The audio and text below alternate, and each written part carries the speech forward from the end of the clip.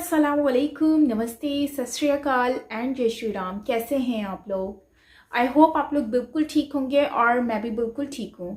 आज हम रिएक्शन देने वाले हैं पार्ट 2 पर मेजर गौरव वारिया की वीडियो पर, दैट इज़ मेजर गौरव वारिया शोज मिरर टू पाकिस्तान। और ये डिफेंसिव ऑफेंस की वीडियो है, सो अगर आपने नहीं देखी तो जाकर उनके चैनल पर ज़रूर देखिएगा, वीडियो बहुत अच्छी होती है इनकी। सो चलते हैं वीडियो की तरफ और देखते हैं कि पार्ट 2 में क्या कहते हैं। So let's start.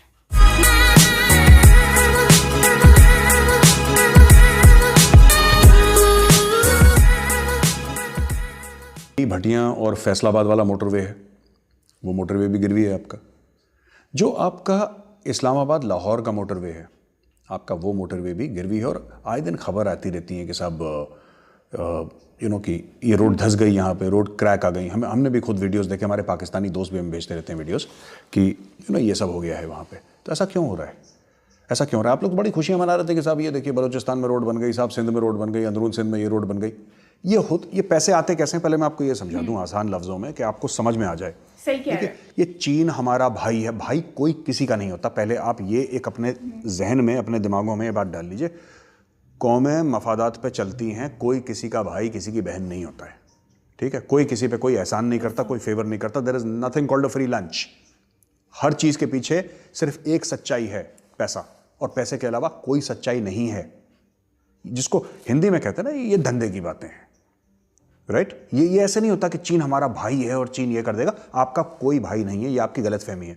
आपको चूरन खिलाया गया, आपकी कौम ने चूरन खिलाया। आपके जो अशराफियां हैं, जो आपका क्रीम है पाकिस्तानी सोसाइटी का, so called it's rancid cream, but if you want to call it cream you can call it cream. ये जो क्रीम है सो कॉल्ड पाकिस्तान की, इन लोगों ने आपको बताया कि चीन आपका भाई है। अब सुनिए, चीन ने सीपैक में इन्वेस्टमेंट करा, राइट?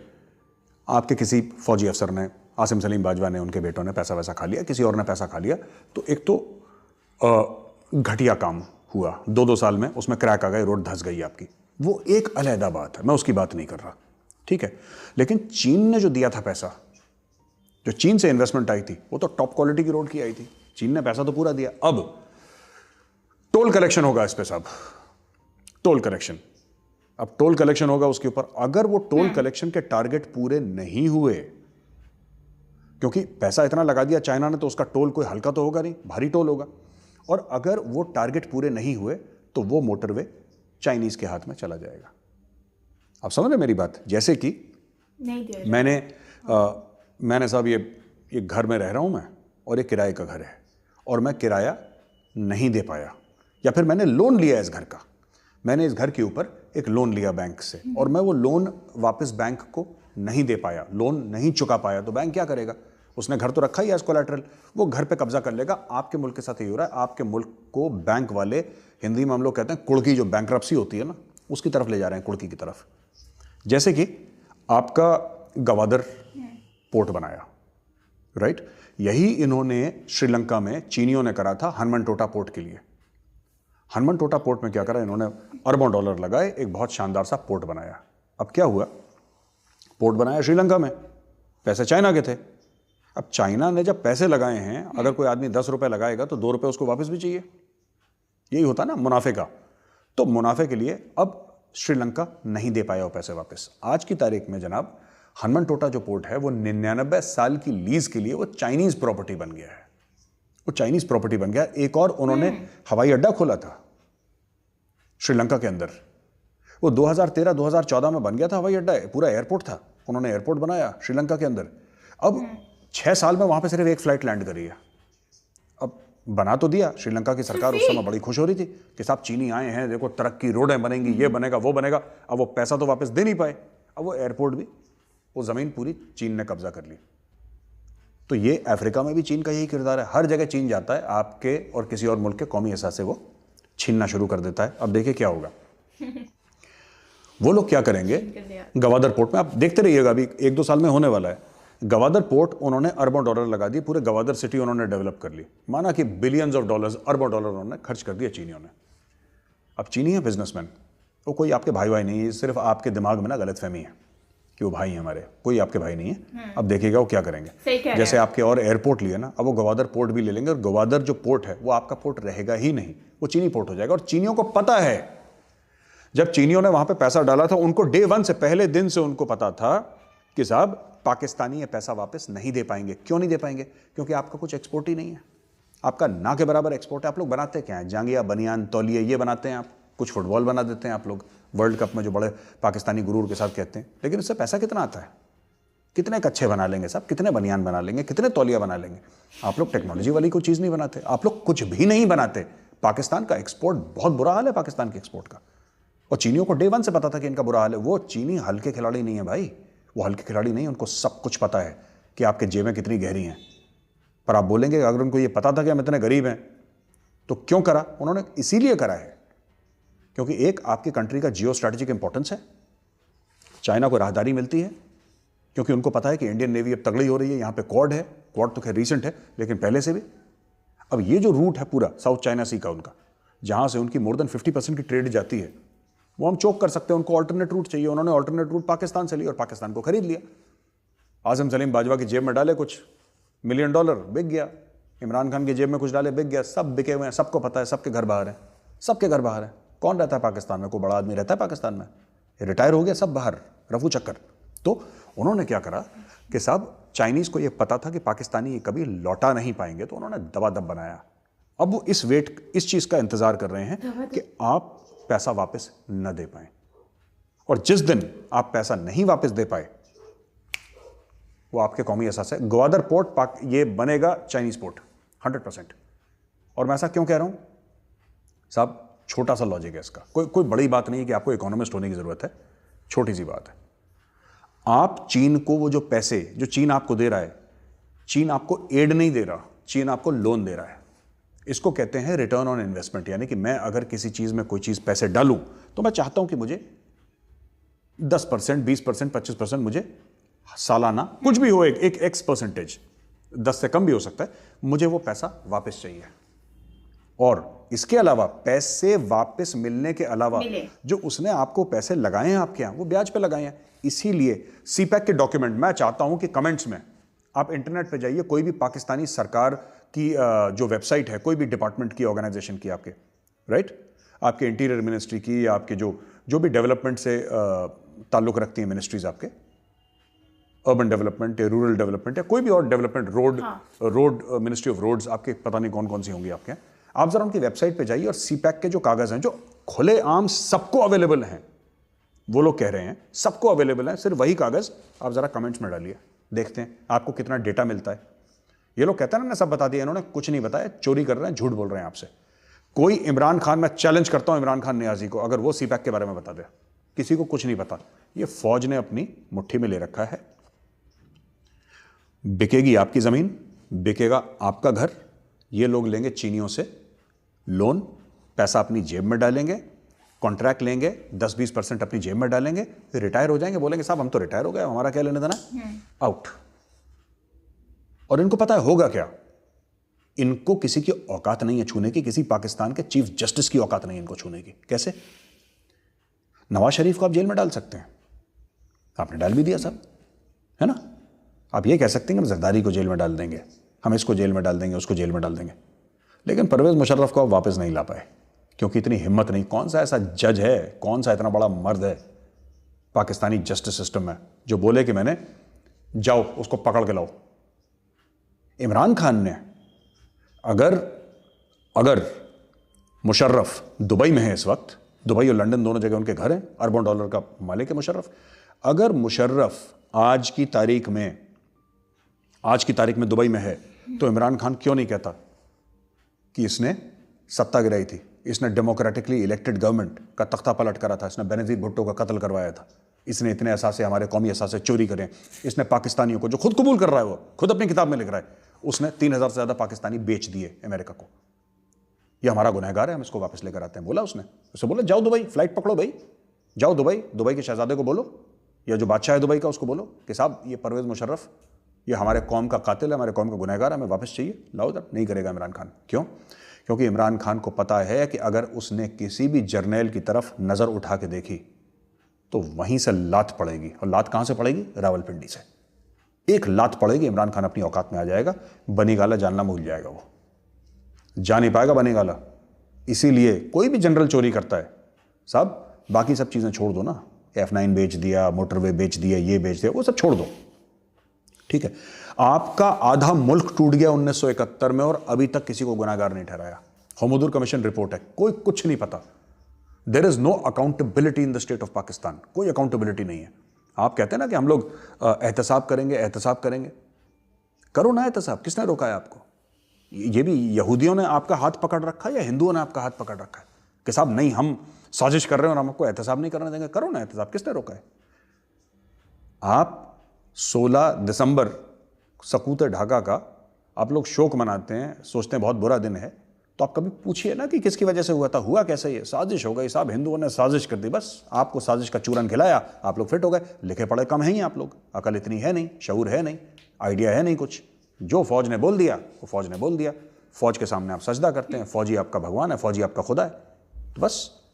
तो जिस कौम ने 1971 में आपका मुल्क दो लख्त हुआ, जब तब उस कौम ने सवाल नहीं पूछे, तो मुझे ये उम्मीद नहीं है कि अपने मोटरवेज और अपने पार्क और अपने एयरपोर्ट, अपने बस स्टैंड और अपने रेलवे स्टेशन के बारे में वही कौम कोई सवाल पूछेगी। पर जैसा मैं बार बार कहता आ रहा हूं इस वीडियो में कि इंसान और दुम्बे में फ़र्क होना चाहिए। दोस्तों, जो पाकिस्तान रेडियो है उसमें हमने तो उसकी रिकॉर्डिंग्स हमने यूट्यूब में सुनी है ना, जो उसकी रिकॉर्ड कोई करके डाल देते हैं, वो मैडम नूर जहान की वतन के सजीले नौजवान, ये सब जितने भी आपके गाने वाने हैं, तो मलिकाए तरन्नुम कहते थे उनको।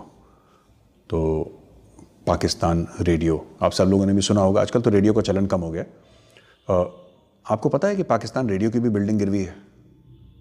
पाकिस्तान रेडियो की बिल्डिंग गिरवी है। ये तो हाल है आपके, है ना। अब आप लोग कहते हैं बिजली का बहरान, तो हमारे कुछ सहाफ़ी दोस्त हैं और भी लोग दोस्त हैं, एनालिस्ट्स हैं जो कि इस्लामाबाद में रहते हैं, और वो कहते हैं कि साहब सर्दियों में करीब 8-1 घंटे बिजली रोज़ जा रही है इस्लामाबाद में, और गर्मियों में कह रहे हैं तैयार हो जाइए, हो सकता है कि 14 से लेकर 16 घंटे बिजली गर्मियों में जाए। ये कौन सी ऐसी कैपिटल है दुनिया में किसी मुल्क की जहाँ पे इतना ज़्यादा बिजली जाती हो? ये तो अफ्रीका के जो गरीब तरीन देश हैं वहाँ पे, उन मुल्कों में तक इतनी लंबी बिजली नहीं जाती। हिंदुस्तान में अगर किसी बड़े शहर में बिजली चली गई वो खबर है, आपके यहाँ बिजली आना खबर है। फ़र्क देख रहे हैं? हमारे यहाँ बिजली जाती है वो खबर बन जाती है कि साहब क्या हो गया, ट्रांसफार्मर ट्रिप हो गया या कुछ एक्सीडेंट हो गया। आपके यहाँ बिजली आना एक बहुत बड़ी खबर है। तो फिर भी आप लोग कहते हैं पाकिस्तानी आर्मी जिंदाबाद, पाकिस्तानी फ़ौज जिंदाबाद। ठीक है साहब, आपकी फ़ौज है, जिंदाबाद क्यों नहीं है? ज़रूर आप उसको जिंदाबाद कहिए, ज़रूर आप जिंदाबाद कहिए पाकिस्तानी फ़ौज को। लेकिन मैं जानना चाहता हूँ कि इस फ़ौज ने, या फिर आपके जो एटम बॉम्ब है जिसके बारे में आप बहुत फ़ख्र करते हैं कि अकेला मुसलमान मुल्क है जिसने कि ना एटम बॉम्ब ईजाद कराया और हम एक वर्ल्ड पावर हैं क्योंकि हमारे पास एटम बॉम्ब। आपको ये बताया गया है कि हथियार जो है वो मुसलमान का जेवर है, तो आप लोग वैसे ही, दिमाग तो ख़राब रहता है ये पाकिस्तानियों का, तो आप लोग फिर ऐसी उल्टी सीधी बातें करना शुरू कर देते हैं। इस एटम बॉम्ब ने दिया क्या आपको? हमें नहीं चाहिए आपका एटम बॉम्ब, ठीक है। चाइनीज़ टेक्नोलॉजी पता नहीं फटेगा कि नहीं फटेगा, वी डोंट नो, लेकिन आपको फ़ख्र है तो ठीक है। अब एक बात बताइए, ये जो पूरा ये एटम बॉम्ब है, इसने क्या करा आपको? इसने कोरोना की वैक्सीन दे दी, गरीब के बच्चे को खाना दे दिया, गरीब के जो वालिदैन थी या उनके जो पेरेंट्स थे, ठीक है, उनको दवाई दे दी, छोटे छोटे बच्चों को क्या एजुकेशन दे दिया, तालीम दे दी। क्या दे दिया इस एटम बॉम्ब ने? और आपकी पाक फौज ने आपको दे क्या दिया? बस एक नफरत जो कि आप करेंगे, वो नहीं करेंगे। अगर पाकिस्तानी फौज भारत से नफरत करती तो अटैक कर चुकी होती, लेकिन उसने अटैक नहीं करा।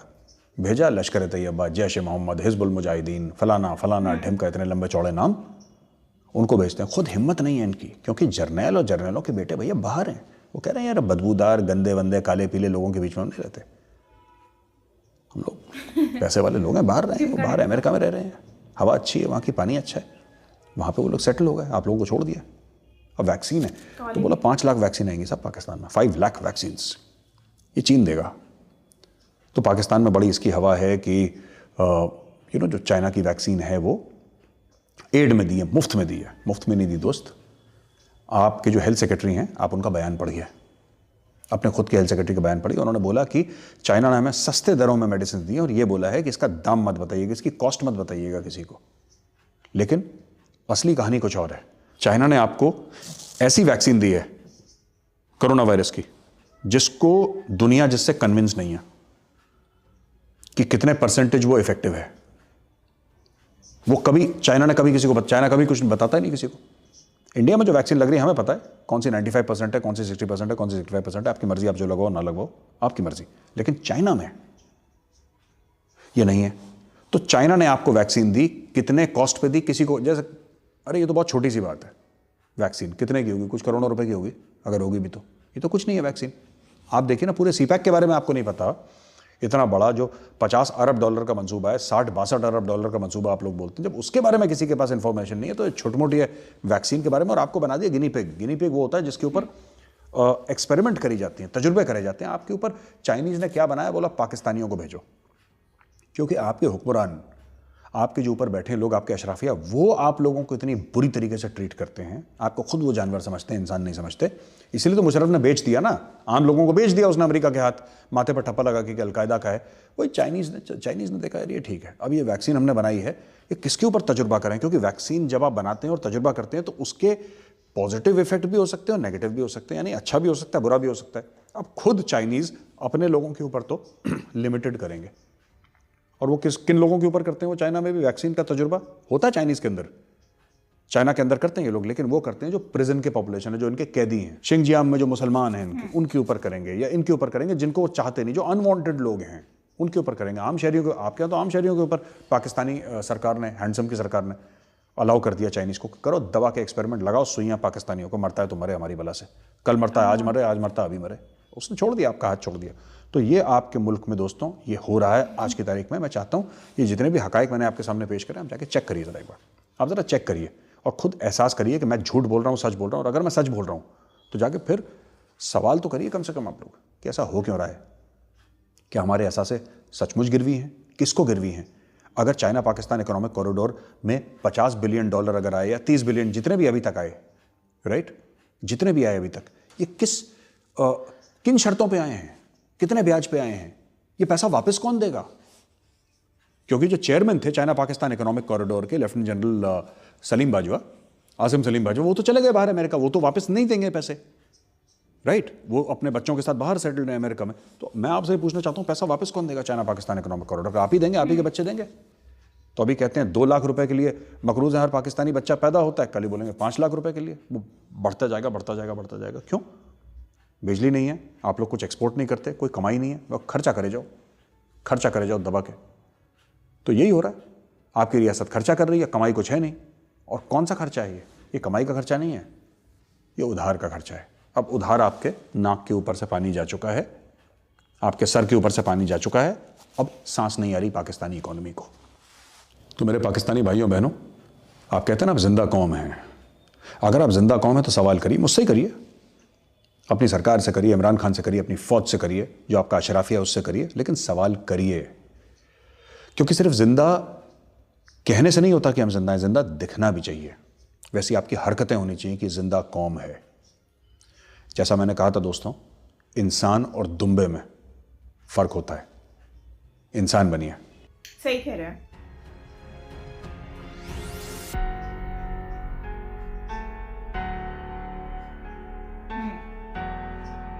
इंसान बनिए।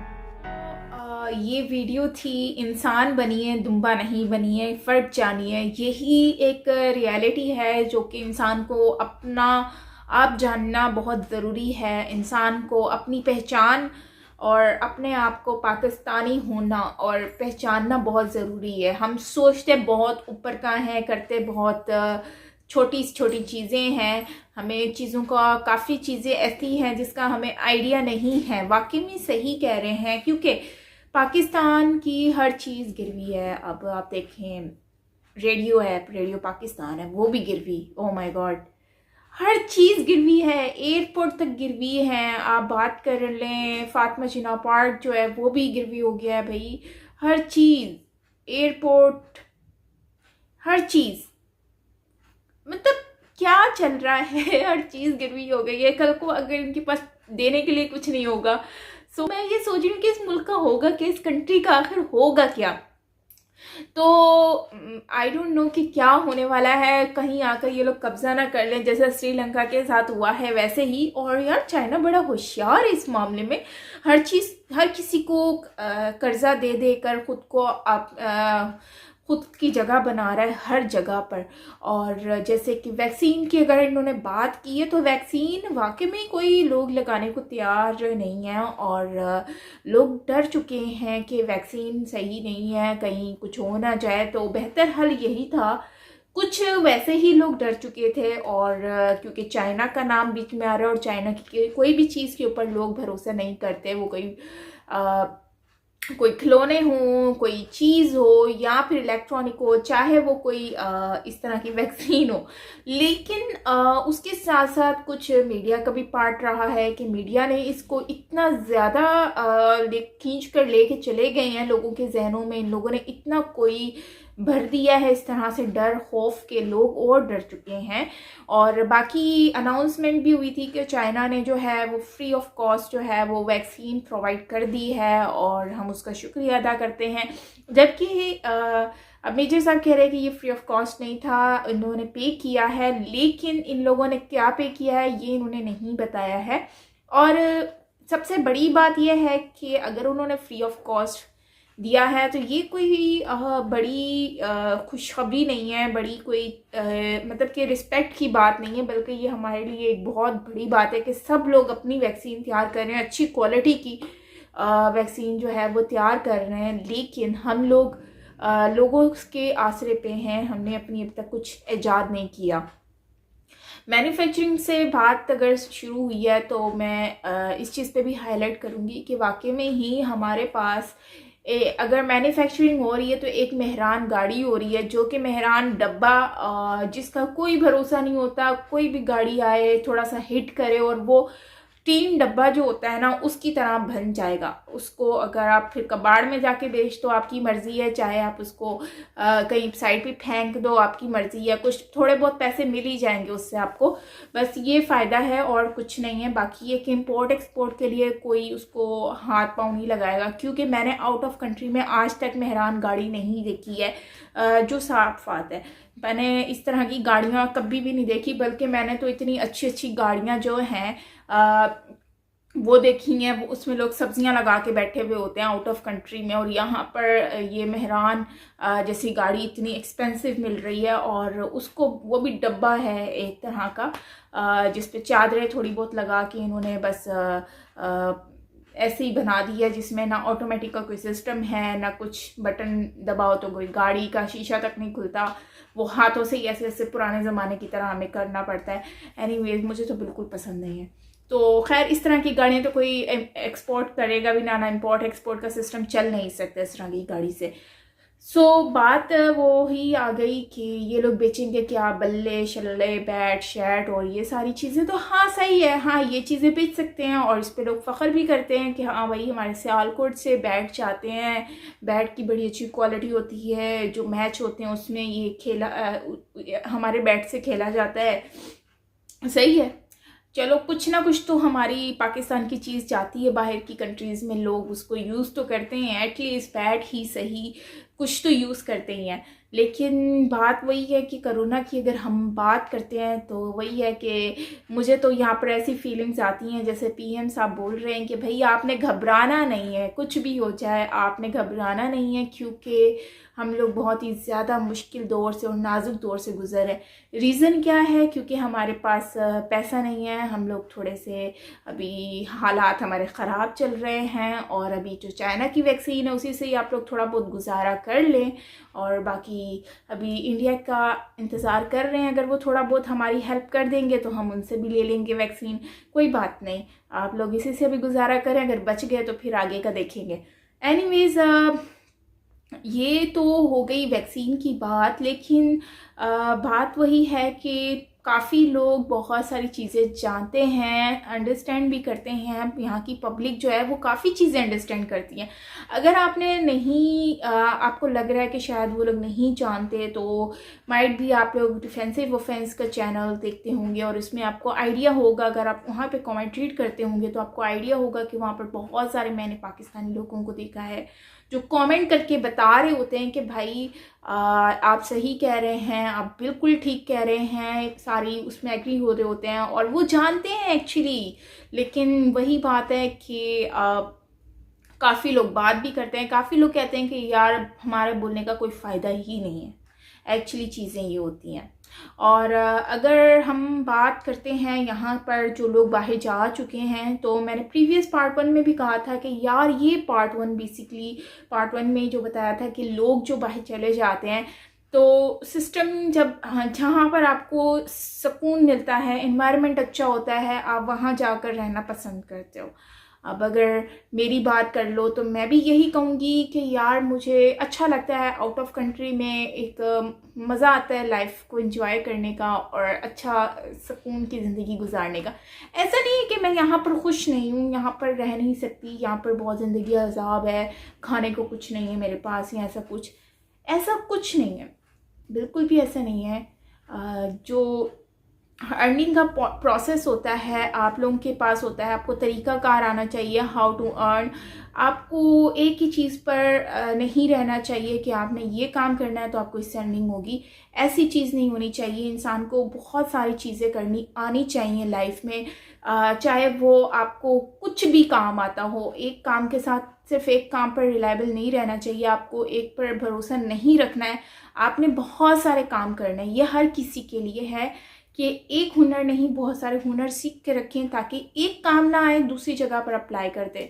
अब जैसे मेरा है, मैं शूट्स भी कर लेती हूँ, मेरे पास शूट्स आते हैं, मेरे पास ऑनलाइन वर्क आता है, मैं वो भी कर लेती हूँ, मेरे पास और भी बहुत सारी चीज़ें हैं जिससे मैं कर लेती हूँ। या मुझसे कोई कांटेक्ट कर लेते हैं कि यार हम आपको इतना परसेंटेज दे देंगे, आप हमारे लिए ये एडवर्टाइजमेंट करवा दें। तो ये सारी चीज़ें होती हैं जो कि मैं कर रही होती हूँ अदर सोशल नेटवर्क पर भी और सारी चीज़ें। ये खैर मैं अपना पर्सनल बता रही हूँ, वैसे बहुत सारे लोग हैं जिनको कुछ करना ही नहीं आता, तो वो बेचारे बस देख रहे होते हैं कि हमें कुछ ना कुछ मिल जाए। तो एनीवेज जो लोग आउट ऑफ कंट्री चले गए हैं तो वो लोग तो बस सुकून की लाइफ जीना चाहते हैं। अब जाहिर सी बात है यहाँ पर क्राइसिस वगैरह इतने हैं तो क्राइसिस से कौन गुजरे। लेकिन अगर हम बात करते हैं लोड शेडिंग की, जो कि बात कर चुके हैं मेजर साहब, तो मैं उस पर थोड़ा सा हाईलाइट करूँगी। थोड़ा सा तो हाईलाइट मैं ये करूँगी कि बेसिकली लाइट का, इस्लामाबाद का तो मुझे नहीं पता कि लाइट जाती है कि नहीं जाती है, जो साफ बात है, लेकिन रियलिटी मैं आपको बताऊंगी क्योंकि मैं तो वीडियोस भी बना रही होती हूँ और आपसे डेली आपको आइडिया होगा कि मैं हर अपडेट जो होती है तो मैं उस पर आप लोगों से बात भी कर रही होती हूँ। हर लेटेस्ट जो न्यूज़ होती है उस पर भी मैं रिएक्शन भी दे रही होती हूँ और मेरा काफ़ी अक्सर मेरा रिएक्शन वीडियो के अपलोड होने के बाद कुछ टाइम के बाद मेरा रिएक्शन वीडियो आ जाता है। सो आप लोग भी कहते हैं कि यार आपने इतनी जल्दी वीडियो जो है वो अपलोड कर दी, अभी तो कुछ टाइम हुआ था वीडियो आए हुए को। सो आपको इस चीज़ से आइडिया हो गया होगा कि लाइट इतनी ज़्यादा नहीं जाती है यहाँ पर, और कराची में नहीं जाती। इस्लामाबाद का मुझे बिल्कुल पता नहीं है बिकॉज मैं कराची में हूँ। सो इस्लामाबाद का पूछना पड़ेगा कि मैंने अभी मेजर साहब से सुना है, सो डेफिनेटली मैं इस्लामाबाद के लोगों से ज़रूर पूछूंगी कि यार क्या रियलिटी है इसके पीछे, वाकई में लाइट जाती है।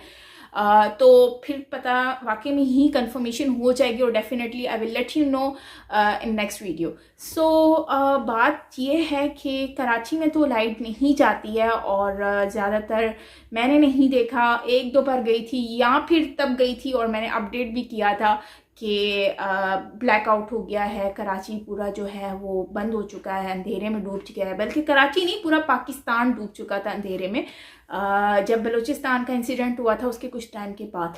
तो खैर अभी तो इस तरह का कोई सिनेरियो मैंने देखा नहीं है लाइट गई हुई का। या कराची के कुछ और एरिया में अगर जाता हो तो वो अलग बात है, क्योंकि मेरा एरिया जो है इसमें लाइट नहीं जाती और ये मैं काफ़ी टाइम से आपको बता रही हूँ। सो खैर मैं डिफेंड नहीं कर रही, मैं सिर्फ अपना एक ओपिनियन दे रही हूँ। जहाँ पर मैं जिस माहौल में रह रही हूँ मैं उस माहौल का आपको एक्सपीरियंस शेयर कर रही हूँ, जो मुझे आइडिया है मैं वो बता रही हूँ। सो ये थी हमारी आज की वीडियो गाइज। आई होप आपको अच्छी लगी होगी, और अगर अच्छी लगी हो तो ज़रूर लाइक कीजिएगा, और न्यू हैं तो प्लीज़ सब्सक्राइब ज़रूर कीजिएगा ताकि नेक्स्ट आने वाली वीडियो और आपकी सजेशन पर हम बनाएं और आप देख सकें।